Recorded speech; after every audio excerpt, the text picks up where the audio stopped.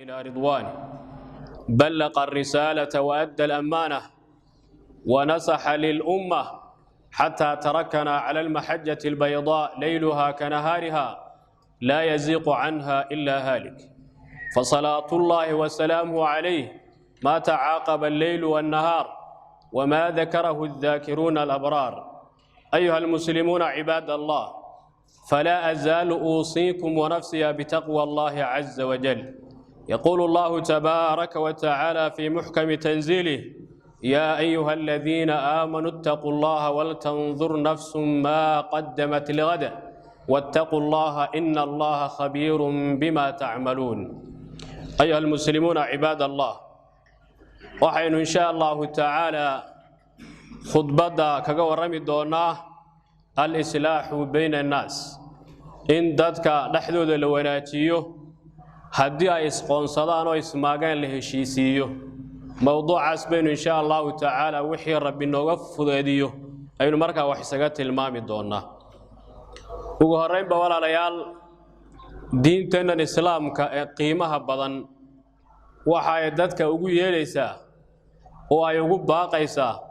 kuna marka dhiiri gelinaysaa inay dhaxdood ay hagaajiyaan oo ay wanaajiyaan. waxa kale oo Ilaahay jalla wa ala quraanku kaga waramay heshiiska laba qof oo ismaaga ama in ka badan ismaagta inuu aad iyo aad marka u khayr badan yahay. waxa Rabbi subhanahu wa ta'ala yiri: فلا جناح عليهما أن يصلحا بينهما صلحا وصلح خير. وحاول إلهي كورمي لبدا إسقابا أي ودا جوجا كل لبدا ودا جوجا وإسقابسنا يعني وإسماعيان. وحاول إلهي سبحانه وتعالى اللي بدوشوا ذا معها إن يهشيان ووحي صاق لدح جلي أي ماشى كسران استرحام بحيان أرنتا سيدباتي الدم بملبا إلهي سبحانه وتعالى والصلح خير. waxa Ilaahay subhanahu wa ta'ala sii raaciyay in ay heshiiyaan oo wixii xumaana soo kala dhaxgalay ay markaa iska bogsiiyaan. taas ayaa sii wanaag badan baa Ilaahay subhanahu wa ta'ala yiri. waxa kale oo Ilaahay aayad kale ku yiri: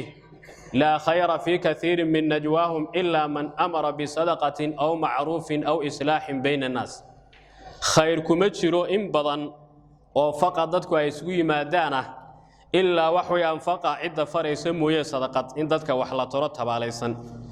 أما بإن وناق ليس جارسيو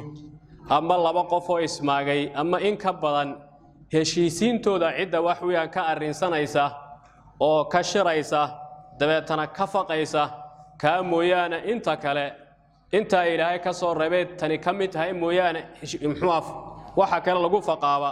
إن أنا مركا خير لهم بالله سبحانه وتعالى آيات داكو عدي. إمام المفسرين ابن جرير الطبري رحمه الله تعالى رحمة واسعة وحاو كل تفسير كيسا هو الإصلاح بين المتباينين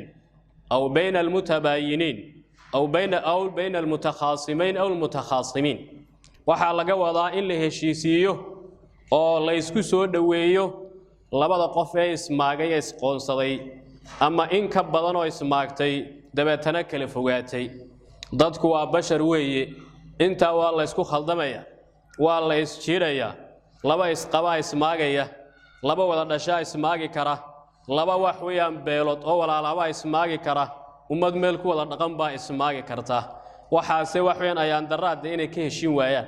waxa uu sheekhu leeyahay islaaxa Ilaahay ka waramaya waa in ku yowgaas la islaaxiyo weeyaan, walibana lagu islaaxiyo بما أباح الله الإصلاح بينهما. وحي وإلهي فري إن عدة إسقابستا لغو هشيسيين مركا لغو هشيسيين مركا لبقف الهشيسيين أيوه وحلقا مارمانا إن شريعة إلهي مركا لمرابا مهمة. تاسا دادكو أيكو هشينيان، تاسا خلاف كده ميريسا، تاسا عدالة لغيهليا، تاسو إلهي راليكيهاي عدة تامرتا أيا إلهي سيدا صنع وافتشينيا. هدي لكن لا يسكت ضيو إن برشة لهشيسيو وحن دينته إلى أنا هين لا يسكت ضيو لجوه هشيسيو وحبل لجوه هشيسي مايه وأمرك لسيك لدركيا ولا سيك لفوجانيا. لبعتدي مشكلة دي لجوا ده هذا لينا إن أنا هرب أقدم مانين أيام مركا إيمان كرتدان كتاب كلا يبل إيجين إلى آيات آخر كده وحى وكل شيء روحي أرن كاسمية وإصلاحين تعدد كشقية أما دتك فرا وحسين تودا أما دتك جارسين معروفك إنه كاس إله سبحانه وتعالى أكتيس كلها أجر فربضان أجر كاس إنتو جارسيسي هاي إيا إنتو مركا لقي هاي إله سبحانه وتعالى مبيامين وحسي إله سبحانه وتعالى شيء إنه إلهي مالنت قيام أجر فربضان وآدي أدوي مركا وكسين دونه ولا ريال دتك كله هشيسية وأرن آدي قيمة بدن وياه صحابي قال لي أنس بن مالك رضي الله عنه وارضاه وحويلي من أصلح بين اثنين وحو كورين يا رسولك عليه الصلاة والسلام من أصلح بين اثنين أعطاه الله بكل كلمة عتق رقبة قفك الله قفه اسمه الشيسية وإسكو سودوية وحويلي سبحانه وتعالى وكسينيا كلمة كستو استعمال مركو الله بدا قف الشيسيني أجر مركا الله مدا قف أدون حرية laba qof oo ismaaga baad isku soo dhaweysay kalimaad baad isku soo dhaweynaysaa kelmad kasto afkaaga ka soo baxaysa waad labada qof aad isku soo dhaweynayso waxaad ka helaysaa ajar inta lag baad ka helaysaa caalimkii weyna imaam al-Awzaa'i rahimahullahu ta'ala rahmatal abrar waxa uu isna yiri ma khudwatun habbu ila Allah azza wa jalla min khudwatin min islaahi dhaati al-bayn ma jiro talaabo ka wanaagsan oo loo qaado talaabo wax weeyaan la rabo laba qof iyo wixii ka badan in marka lagu heshiisiyo kullu inta waa la soconay talaabooyin baa la qaadaya talaabooyinka ugu fiican waxa kamida qof u socda laba ismaagay inuu Ilaahay subhanahu wa ta'ala dartii u heshiisiyo isku soo dhaweeyo taas marka kamida waxa uu si raaciyay ومن أصلح اثنين كتب الله له براءة من النار بل fiirsada qofka laba wax weeyaan qof heshiisiya oo isku soo dhaweeya waxa Ilaahay subhanahu wa ta'ala u qoreeya bari ka noqosho marka naarta aad kaga badbaadaysaa inaad laba qof oo walaalo oo ismaagay inaad isku keento naarta aad kaga badbaadaysaa sida cagsigeeda ama opposite-keedana qofka ka shaqeeya laba qof oo walaalo ah iyo in ka badan inuu isku diro oo xiriirkooda marka uu ximeeyo isna waxa uu ku mutaysanayaa naaraha Ilaahay wal ciyaadu billah walaalayaal in dadka la islaaxiyo oo la isku soo dhaweeyo waa cibaado weyn oo kamid ah cibaadooyinka Ilaahay subhanahu wa ta'ala loogu dhawaado islaaxu inuu cibaado yahayna waxa ina tusinaya oo markaa daliil inoogu filan inuu Ilaahay subhanahu wa ta'ala dadka faray shay kastoo Ilaahay dadka faraana waa cibaado weeyaan waxa is weydiinta leh ruuxa muslixa ah oo isagu dadka hagaajinaya dhaxdooda wanaajinaya waa kuma qofka wax weeyaan muslixa ay wanaagsani waa qofka tamartiisa iyo maalkiisa intaba iyo sharaftiisa waa ku bixinaya sidoo marka laba qof oo kala fogaaday uu isugu soo markaa dhaweyn lahaa dad badan baa laga yaabaa inay isku dayaan inay ummad ismaagtay ay isku soo dhaweeyaan laakiin haddana aanay ku guuleysanin waxyaabaha daruuriga waxa kamid ah inuu qofku Ilaahay subhanahu wa ta'ala dartii ay ka aato ikhlaas baa marka la rabaa marka laba qof aad isku soo dhaweeysiinayso labada isqaba Allah ka yeelay waxa laga rabaa in Ilaahay dartii ay ka ahaato inaad Ilaahay subhanahu wa ta'ala ka shata la doonaya hadii laakiin aad magacaad ku raadinayso ama masaalix kale adduunka aad ku doonayso waxa laga yaabaa labada qof aad kala dhax gashay in sababtaada Ilaahay isugu sii wax weeyaa marka dhufto oo ay sii kala tagaan saas daraadeed baa marka dad ismaagaan waxa la doonaya ahlul waxwaan salaah dadka ahlul khayrka ah Ilaahay subhanahu wa ta'ala ka baqaya in marka loo xil saaro way dadkaasi waxa laga yaabaa wanaaga ay leeyihiin baynu Ilaahay subhanahu wa ta'ala dadkan qulubtooda isugu soo dhaweeyo ayaa marka laga yaabaa laakiin dad shayaatiina oo qaswadayaal ah haddii ay dhaadaan waxbaanu hagaajinaynaa wuxuu marka ay sii biinayaan dadku marka si kala fogeen waxba islaaxi maayaan waxa kamida wanaageeda uu leeyahay walaalayaal in dadka la wanaajiyo la islaaxiyo waxa uu rasuulku sheegay kaleey salaatu wasalaam in xubin kasta oo xubnayaasha bani'aadanka kamida sadaqa marka lagu leeyahay maalin walba cid soo baxayso waxyaabaha sadaqaadkaas ay xubnaha kaga gudayaan waxa kamida inuu qofku laba qof iyo wixii ka badan hagaajiyo ta'adulu bayna ithnayn sadaqa rasuulku kaleey salaatu wasalaam inaad laba qof isku soo dhaweyso oo wixii soo kala dhaxmaray aad hagaajiso shaydaanka ka dhax adeegaya aad ka qabato arinta noocaas waa sadaqad rasuulku kaleey salaatu wasalaam ساسترادد ولا ليال وحل الربا إن إنه كده داله إصلاحنتا ضدك وإنه كشقينه أيا مركا للدنيا روح إلهي سبحانه وتعالى وافتي أرنتا يدا أو أنت بدن وقتي سنكون بحية هجاجين ضدك يسكو سود وين تودا قفك سوى قف الله سبحانه وتعالى خير لما جاي وبالتالي وقف مدن ويان إن مركا الله هم بريئه أبا المرينة شيء سد لجوسية مركا مدن ضدك هذه الجار أتاجن إن ضدك يسكو سود ويان وإصلاح مركا كشقيان رسولك عليه الصلاة والسلام معلمها كم بدا أيا وحى أصحابتي سيكويري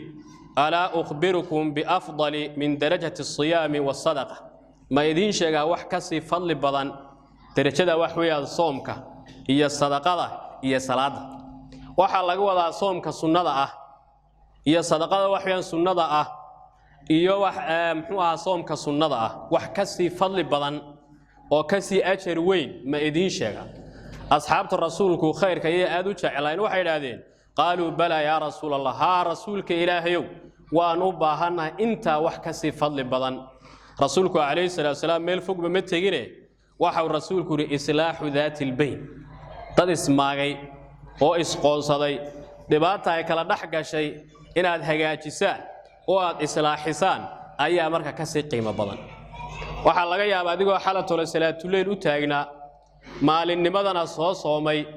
waxoogaa sadaqana bixiyay inuu ka khayr bato mid wax weeyaan laba qof oo ismaagay heshiisiyay laba isqabtay oo ismaagtay labadooda shaqeynay oo wuxuu isku qabsaday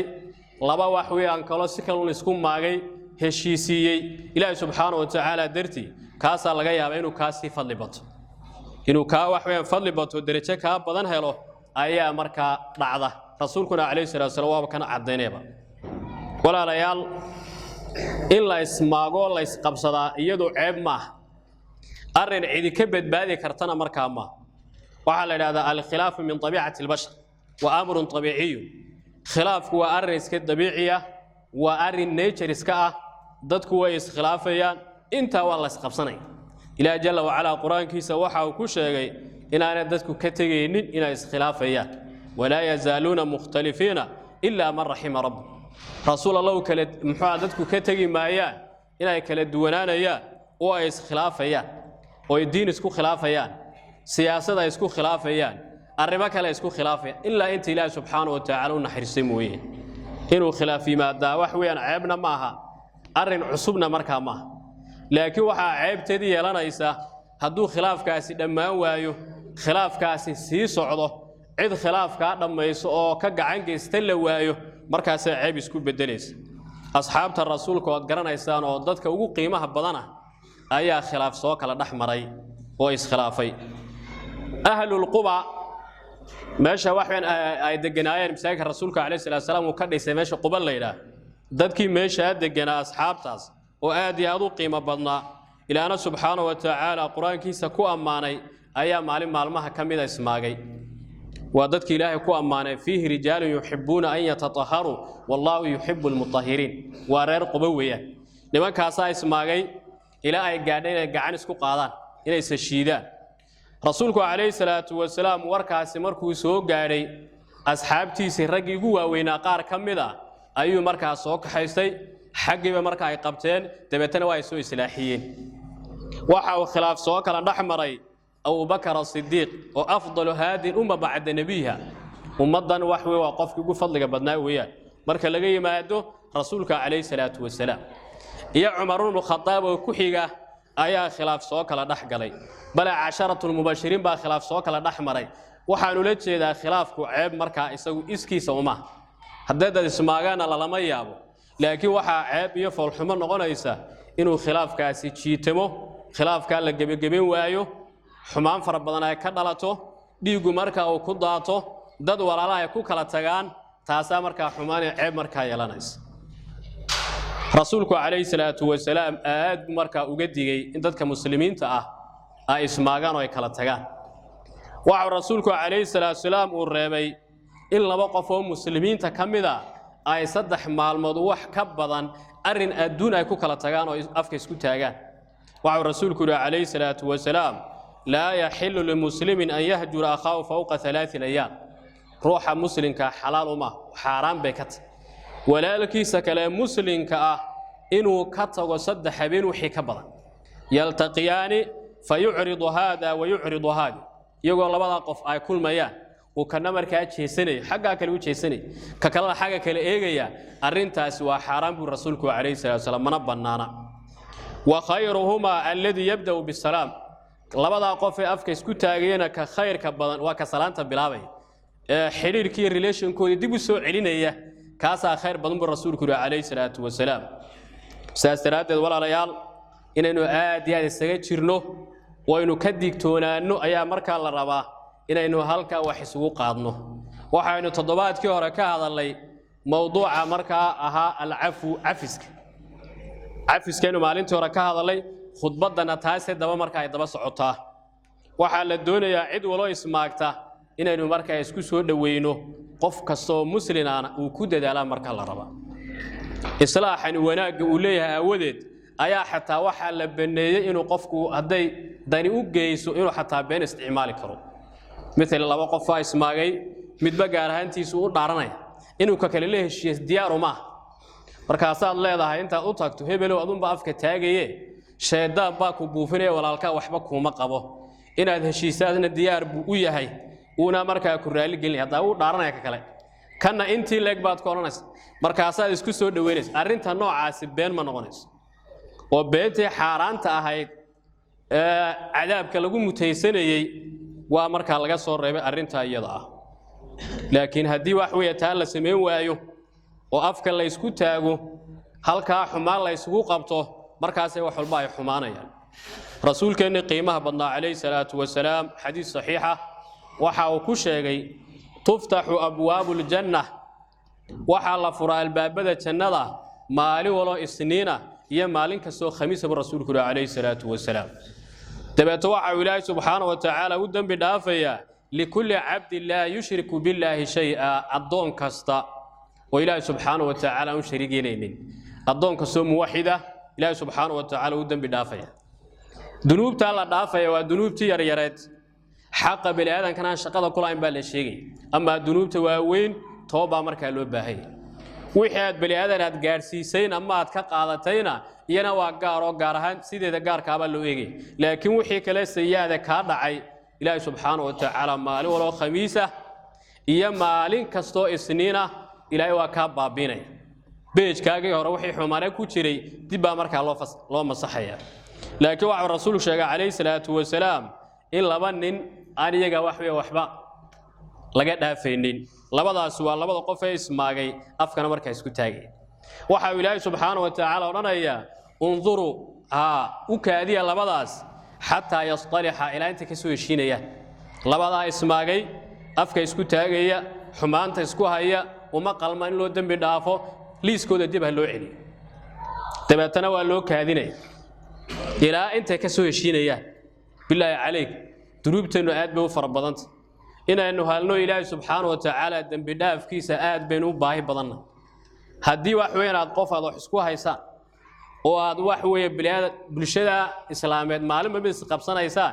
deewaad rugmanaysaa marka liiska qiimaha badan baa maalin walba laga reebay waxaynu si kooban u dulmaraynaa faa'iidooyinka laga helayo islaaxa iyo wanaajinta dadka waxa kamid ah ugu horeyn iktisaabu xasanaad wa rafcu darajaat qofka ummadda heshiisiinaya islaaxinta dadka ka shaqeynaya waxa uu helaya xasanaad fara badan ayuu markaa helaya xadiidka muttafaqa baynu ku sheegnay in al-islaahu waxay daatil bayn ay tahay sadaqayna markaa ay tahay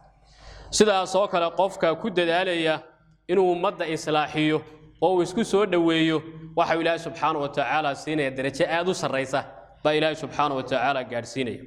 waxa kamid arrinka labaad salaamatu sadri allati la ya'diluha shay heshiisinta waxa lagu helayaa in laabtaas ay fayoobato oo wax u dhigmaana aanay jirin maxaa yeelay hadii labada qof ay ismaaga waa dantooda maxaa naga galay afaaraha gali maayo heshiisin maayo hadaa waa jaarki hadaa sidaa tiraado xumaantu baa sii fogaanaysa waxa laga rabaa marka aad maqasho wax weey labadaas way isqoonsadeen tiwana cidiba ku dirsanin inaad ka odayaysaa marka la doonayo ilaahay baad wax kaga doonaysaa ilaahay wax weeyaan wax kaga raadin وعبادات كو عبادة سنة سويان لبا الدرستين با اسماعي لبا ميل كودا شقيا اسماعي waxa laga rabaa inaad falowgeeda gasho sidii ay isugu soo dhaweyn lahayd waxaana aad ku helaysaa in laftigaagu marka qalbiga ku fayoobaado dadka walaalina marka isku soo dhawaadaan waxa kamid ah walaalayaal fawaayida laga helayo istiqaamatu xayaatil mujtamac bulshada nolosheeda ayaa toosnaanaysa bulshadu waxay toosnaan karaan arrimahooda adduunyo ta aakhira isugu duba dhacaysa marka isku qalbi fayoobaadaan laakiin bulshada wada nacaysa oo midba kale nacab yahay midba midka kale oo habaarayo labada wax way safkooda tukanaya aan heshiis ahayn dadkaasi way hadhayaan way dib u dhac baa ku imanaya ilaahay subhanahu wa ta'ala rahmadiisu haysanaya sixir barar baa marka dhacaya abaara marka imanaya colaada marka imanaya bulshadii waxa ku imanaysa dib u dhac weyn baa ku imanaysa horumar adduunyo mid aakhira waxa la gaadhaya marka dadku ay walaaloobaan ay marka ay midoobaan unity iyo wada jir marka la laaba la gaadhaya dadku markay qalbi quraata yeeshaan oo dhamarka u wada jeedaan ayaa horumar marka ay gaadhayaan waxa kamid ah walaalayaal waxa lagu helayaa in dadku ay isku naxariistaan ismarka ay qadariyaan ayaa marka laga helayaa waxa kamid ah faa'iidooyinkiisa walaaltinimada wax weyn diintan islaamku ay ku salaysan tahay ila diintan islaamku waxay noo tilmaantay in dadka muslimiinta ay walaalayihiin walaaltinimadaas ku daboobaysa marka islaax la helo siyaasa awadeed wax rabbi subhanahu wa ta'ala yiri innamal mu'minuna ikhwatun fa aslihu bayna akhawaykum dadka walaala ah mu'miniinta iyaga walaala ah mar haddii shahaadanaya laba kasto shahaadanaya waa walaal weeyaan jinsiga doonaan ha ahaadaan midabka doonaan ha yeeshaan luqadda doonaan ha ku hadlayaan meesha doonaan ha ka soo jeedaan mar haddii ay shahaadanayaan halka isku imanayaan waa kelimada tawxiid weeyaan waa dad walaalaha dadka walaalada ah ba ilaahay subhanahu wa ta'ala leeyahay dhaxdooda wanaajiyo islaaxi haday ismaagaan oo isqabsadaan ka waxay marka arrimiye wattaqullaha la'allakum turhamun ilaahay subhanahu wa ta'ala ka cabsada si leedin kugu naxariisto u fiirsada aayada iyada waxa uu ilaahay ka waramay islaax in dadka wax weyn la wanaajiyo waxa uu ilaahay si raaciyay ilaahay subhanahu wa ta'ala ka cabsada waxa marka la rabaa marka wax weyn laba qof ay ismaagay la heshiisiinayo in ilaahay subhanahu wa ta'ala laga baqal dooniyo hadii aad dhinacuun aad ka rarnaato aad qolo aad u hiilinayso tay wax weyn waad ku akhriisiis ajarna ka heli meyside ilaahay subhanahu wa ta'ala aad ka fogaanaysa inta badan waxa dhacda reero fara badan baa duma labadii wada joogay baa isira qabsanaya qola oranaysa naga heshiisiinayna ilaahay dartiina kama aha ilaahna kama cabsanaya mid waliba waxa uu isleeyahay ka kala xaqiisa u soo dhicis qolada xaqqa inanta ka socota waxay leeyeen inantii baan rabnaa xaqeedii inaan u soo dhicino qolada xaqqa ninka ka socdaana tan wax weyn afka dheer laanu hagaajinaa beelay maxaa marka isugu imanba waxa uu ilaahay subhanahu wa ta'ala iswaafajinaya marka ay dadku ay ilaahay subhanahu wa ta'ala ka cabsanayaan arintaasina ay daacad marka ay ka tahay saasaradeed waxaan ku soo gabagabeenayaa aynu dhamaanteen iska xil saarno walaalayaal heshiisiinta iyo isku soo dhaweynta cid kastoo ismaagta laba qof ha laga bilaabo iyo wixii ka badanba cid kastoo ismaagta inaynu marka wax weeyaan ku dadaalo isku soo dhaweynteeda ayaa marka la rabaa waxa laga yaabaa kelmad yar aad tiraado inuu ilaahay subhanahu wa ta'ala ku baajiyo reer dumilaha caruur badan oo dayacmi lahayd baa laga yaabaa kelmad aad geysatay inuu ilaahay subhanahu wa ta'ala ku baajiyo waxa laga yaabaa laba qof oo istili laha oo dhiigu daadan laha inuu ilaahay subhanahu wa ta'ala sabab kaaga dhigo inay marka arintaasi ay baaqato waxa laga yaabaa laba beelood oo dagaalami laha inay sabab noqoto inay heshiiyaan laba shirkadood oo kala tagi laha shaqaale kii u shaqeyn oo kala dhaqaajin laha ayaa laga yaabaa inaad sabab aad marka u noqoto inay isku soo dhawaadaan saas daraadeed dhamaanteen aynu ku dadaalo sidii aynu isku soo dhaweyn lahayn cid ka soo ismaagta waxaanu ilaahay subhanahu wa ta'ala ka baryanaa inuu inaga yeelo dad isku soo wada jeeda qulubtooda ay isku fayowdahay Allah subhanahu wa ta'ala inaga yeelo kuwa hadalka dhageysto oo ku dhaqma Allah subhanahu wa ta'ala inaga dhigo